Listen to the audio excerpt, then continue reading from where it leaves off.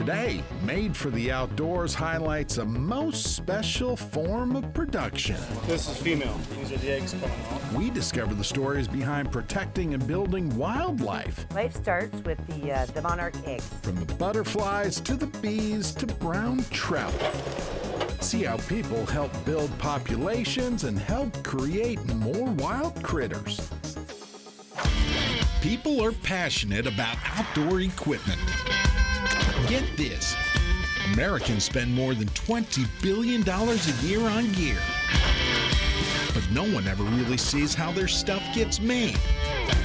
Well, that's where we come in. Each week, we throw open the factory doors and give you a behind-the-scenes look at how your favorite gear is made. Made for the Outdoors is brought to you by Border View Lodge. Hey everybody, welcome to the show. Each week we try and show you products that get made for the outdoors, but this week we're going to change it up just a little bit. We're going to see how wildlife gets made. Yes, it actually happens. And fact is, if you spend any time outdoors, odds are some of this work has probably impacted you.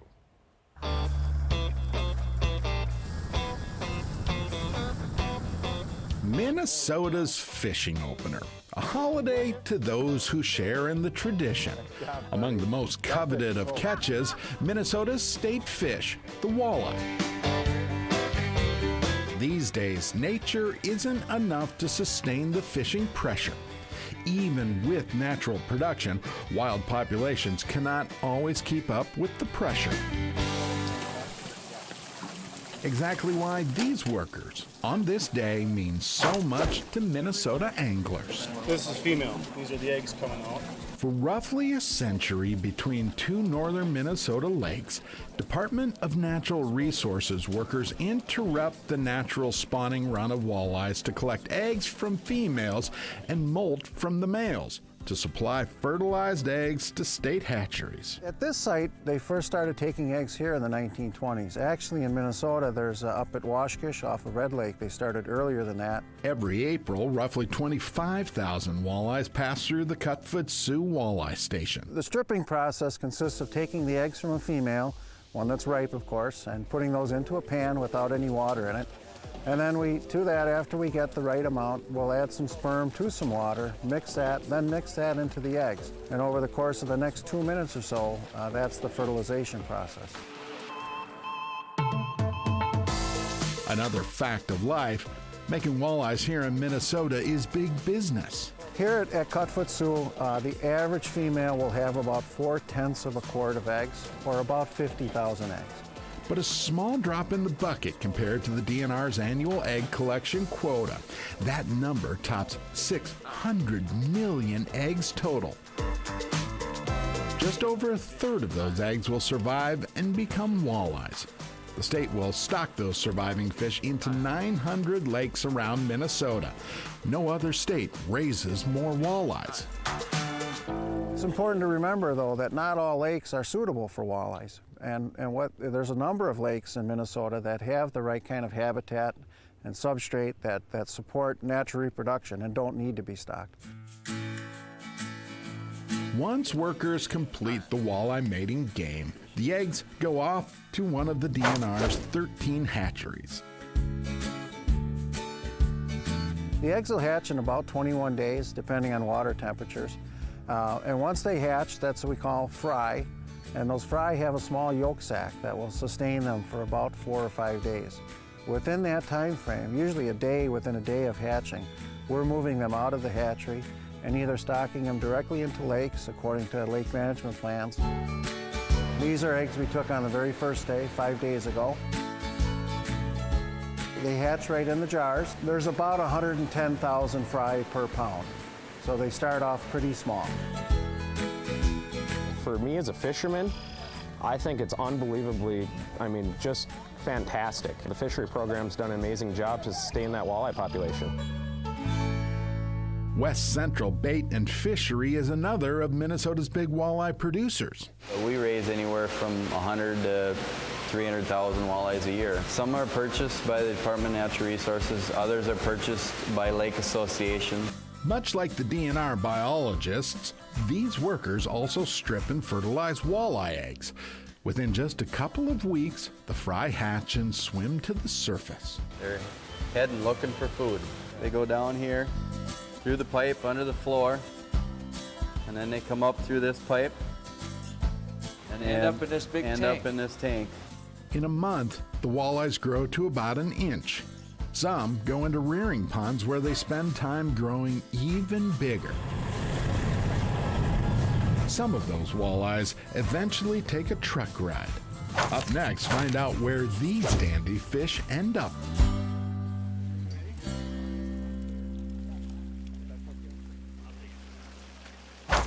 Made for the Outdoors is brought to you by Borderview Lodge, Ice Castle Fish Houses, Aquarius Home Services, Car Arms, and by Keystone Light. Keystone Light, always smooth. Celebrate responsibly.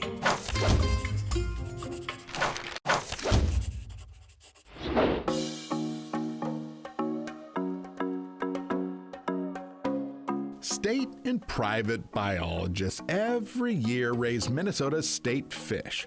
The work, part of a perpetual push to ensure anglers always have walleyes to chase in the land of 10,000 lakes. Once the fish reach specific sizes, many go for a ride in West Central's tank truck. Today, headed for Minnesota's Lake Minnetonka. Johnny Range raised money to purchase this truckload, part of his nonprofit called the West Tonka Walleye Program. Bigger than 8 inches. Johnny grins ear to ear as these fish go into this popular metro lake. This is so much fun. We got to put in 1,500 pounds of walleyes in Lake Minnetonka. It's about 10,000 fish bigger than 8 inches. 95% of the walleyes that are in the lake are stock fish. 5% come from natural reproduction. So if we want walleyes in the lake, we have to stock them in the lake. Pretty fun stuff to see, but you know what? There's another way when it comes to fish. It's called building habitat. Rarely is fishing alone this much fun. Oh, But on a lonely Friday afternoon, awesome. trout come pretty easily to hand on a favorite little spring creek of mine. Hay is the wild little stream where years ago I caught many of my first brown trout. Thing is, these days, the quiet country stream sounds a little bit different. Hear it? That noise is actually a good thing. That's awesome. That's the last thing you expect to see out here on a trout stream. See, Hay Creek is site of one of Minnesota's biggest outdoor reconstruction projects.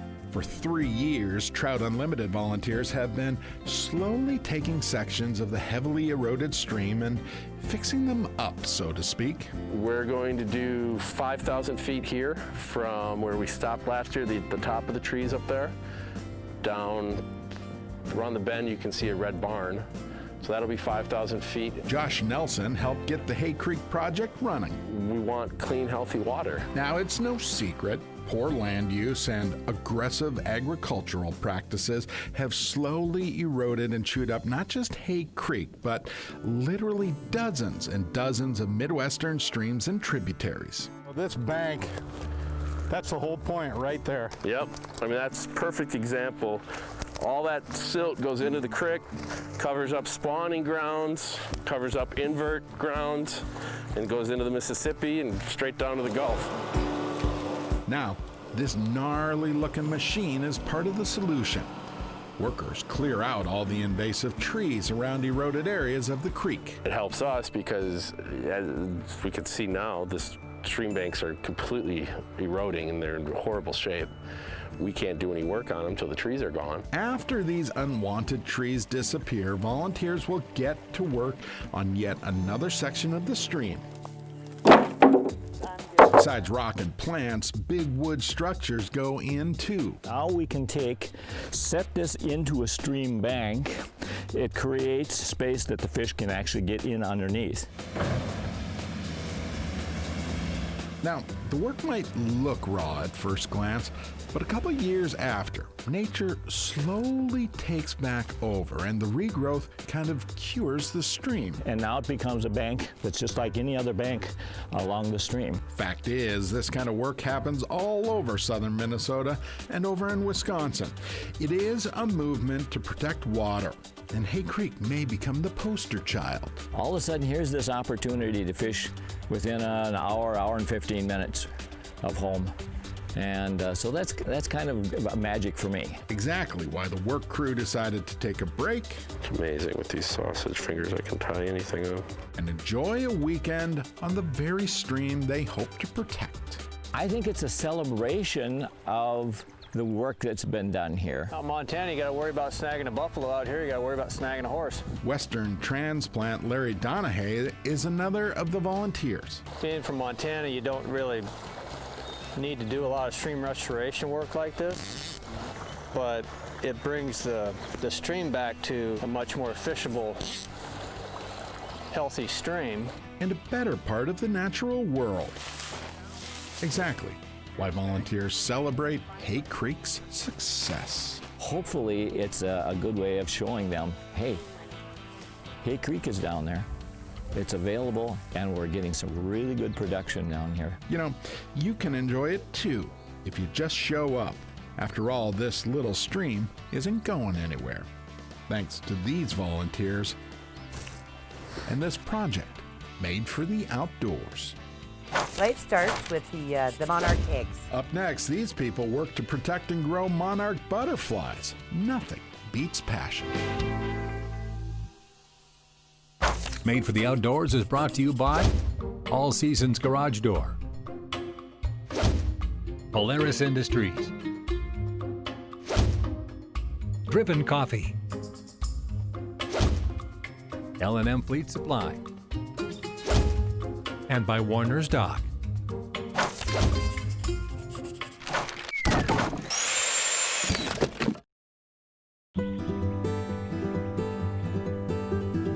Johnson and his wife Ann are on a mission, a save a bug sort of mission, which begins in their backyard. We try to build a habitat for monarch butterflies. The very thing monarchs need more of these days. If you don't have any milkweed, you don't have any monarchs. Plant a milkweed, save a monarch. That's what the Johnsons believe. I grew up with monarchs around. I used to see them, and you could pick them up by the wings. Most people seem to love monarch butterflies. That is praise not normally afforded insects. But monarchs are so colorful, so fascinating, and so much in trouble. We've watched the monarch butterfly population decline radically over the past 20 years, and nobody seems to be doing anything about it. Actually, the population of monarch butterflies is down 80% from 1992, so it's been a big problem. Both aggressive agriculture and land development have limited milkweed habitat. Because milkweed is the only food the monarch caterpillar can consume. I woke up in the middle of the night and I said, I'm going to do something about it. And we would try to distribute milkweed seed packets for free. We set this thing up, this foundation up, with the intention of putting out 100,000 seed packets of milkweed seed. We can't stop the people from spraying pesticides and herbicides and fertilizer and all those things, but this is one thing we can do, and it sure beats doing nothing. The Johnsons help us all raise the milkweed. I told you, I smell like milkweed. This lady takes care of the butterflies themselves. I think I raised probably about 6,000 to 7,000 my first year. Rebecca Moriala Keene quit the construction biz to chase her passion, butterflies. Of course, everybody was in construction. They all thought I was nuts. They're such a majestic butterfly. They migrate to Mexico. The population has been an issue for the past 20 years. Rebecca has become a farmer of sorts, raising monarch butterflies. They go to schools and all kinds of events for release. Life starts with the Monarch eggs. This is swamp milkweed, so it doesn't look like the common milkweed. And this is some of the eggs that my butterflies laid. Little white dots, yep, and these were all laid yesterday. Takes 2 to 4 days for the eggs to hatch. 2 weeks later, the caterpillars grow to size by munching on milkweed.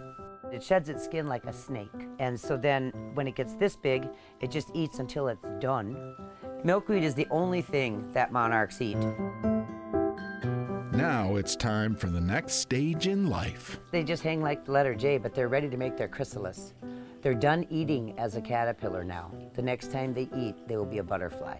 In about 12 hours, it will enclose into a green chrysalis, which looks like this.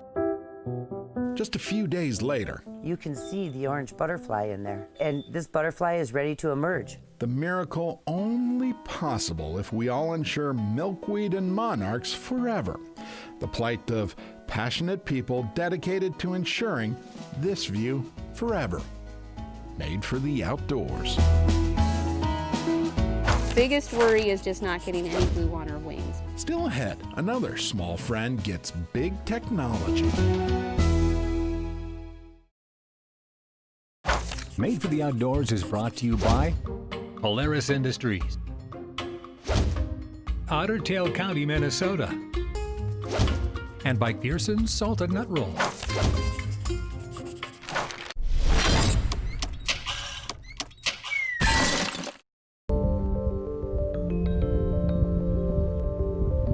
Wind-blown prairies. They once covered a third of the entire state of Minnesota. Most are now long gone, long ago erased by both plow and people. Those who still protect prairies see great value in all of this. And if you listen hard enough, you can hear it too. It's got to be some big fuzzy bumblebees out here. Crow-Hassan Regional Park researchers find themselves buzzing over bees these days. So essentially we're just looking for the biggest ones possible. Specifically, so that one, good sized one. Minnesota's native bumblebees. So bumblebees are declining North America, Europe, Asia. We've already been seeing some decline in certain species. Including right here in Minnesota, home to 23 of North America's 48 native species of bumblebees. The bumblebees need 3 things. They need the flowering plants for the pollen and nectar, they need a nesting site, and then they also need an overwintering site. Angela Grill's team wants to figure out exactly where bumblebees nest, a needle in a haystack proposition in a prairie this big. So they dial up a little help. Catching them is the fun, easy part. Workers first collect bumblebees. She's already wiggling away from me. And prep them to carry a new load. We already weighed the radio and her, and for this small worker, the radio is going to be about 80% of her weight. So quite a hefty load for her. That is a tiny, tiny battery-powered radio transmitter. Today we're putting some radios on bumblebees so that we can figure out where they go in the prairie, where they have their nest sites, how far they move from the nest sites in order to collect pollen to feed the larvae at the nest. One of the reasons it's important to figure out what the bumblebees are doing is to help us better manage our prairie, to know if we're missing any components to making it a healthy habitat for the bumblebees. And maybe, just maybe, help the population of bees grow. There you go. Okay, got her. Angela first removes the bee's back hair. Bumblebees are very fuzzy, so if we were to attach this radio without the hair removed, she would pull it off. Biggest worry is just not getting any glue on her wings. She places the transmitter right into place. Fragile work on a critter so small. And I'm trying to put it directly back behind here in between the wings. Yep. So I can smell the pollen. The first time took about over an hour. just because we were so new at it and we weren't really sure what method we wanted to use. Once the bee goes free, the team makes sure it can move and fly without too much trouble. Now, they try and track that little transmitter. We can hear them, I think these are up to 100 yards maybe, maximum. So we'll probably try to spread out with the radios, and hopefully whichever direction it goes, we'll be able to follow it. Park staff will tell you they don't have all the answers yet. Within Minnesota, we're the first ones that have put radios on bumblebees. They've been used in a couple of other places in the United States, but yeah, it is kind of a cool thing to be the first one in town to do it. So the next time you see a prairie, think of the bees and remember this new little game of cat and mouse. Bumblebees, butterflies, walleyes, and trout, all little critters we are all trying to help out. Now you know. We'll see you next week.